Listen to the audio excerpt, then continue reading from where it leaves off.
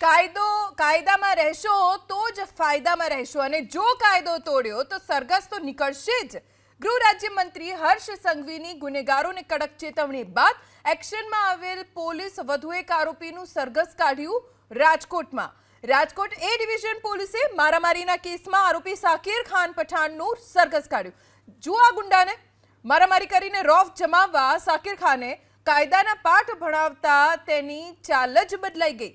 પહેલા દાદાગીરી કરીને નાગરિકોમાં રોફ જમાવતો આરોપી સાકિર ખાનને કાયદાના એવા દંડા પડ્યા કે હવે લંગડાતો ચાલવા મજબૂર બન્યો। શુક્રવારે સાકિર ખાન પઠાણે ખત્રીવાડ વિસ્તારમાં દીપાંકર બંગાળી નામના વ્યક્તિ ઉપર જીવલેણ હુમલો કર્યો હતો।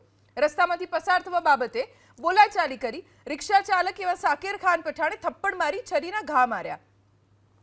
આ બનાવના દ્રશ્યો સીસીટીવી કેમેરામાં કેદ થયા હતા, જેના આધારે રાજકોટ પોલીસ એક્શનમાં આવી અને આરોપી સાકિર ખાનને કાયદાના પાઠ ભણાવી તેનું સરઘસ કાઢ્યું।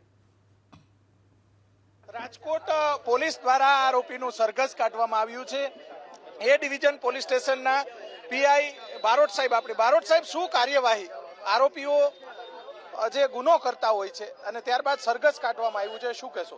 બસ આ સરઘસ નથી પણ એક પ્રકારનું રિકન્સ્ટ્રક્શન પંચનામું છે। એવું છે કે ભાઈ આરોપી છે એ બનાવવાળી જગ્યા છે, અમારે જરૂરી હોય છે કે રિકન્સ્ટ્રક્ટ પંચનામા કઈ જગ્યાએ બનાવ બનેલો છે, કેવી રીતે બનાવ બનેલો છે, તેના અનુસંધાને રિકન્સ્ટ્રક્શન પંચનામું કરવામાં આવેલ છે। સાહેબ શું ગુનો આખો ઘટના શું છે? ઘટનામાં એવું હતું, ગઈકાલે આશરે 12 વાગે જે આરોપી જે શકીરભાઈ કરીને છે એ રિક્ષા લઈને જતા હતા અને પાછળથી એક બંગાળી કારીગર મોટરસાયકલ લઈને આવતો હતો અને એને ઓવરટેક કરીને આગળ જવું હતું।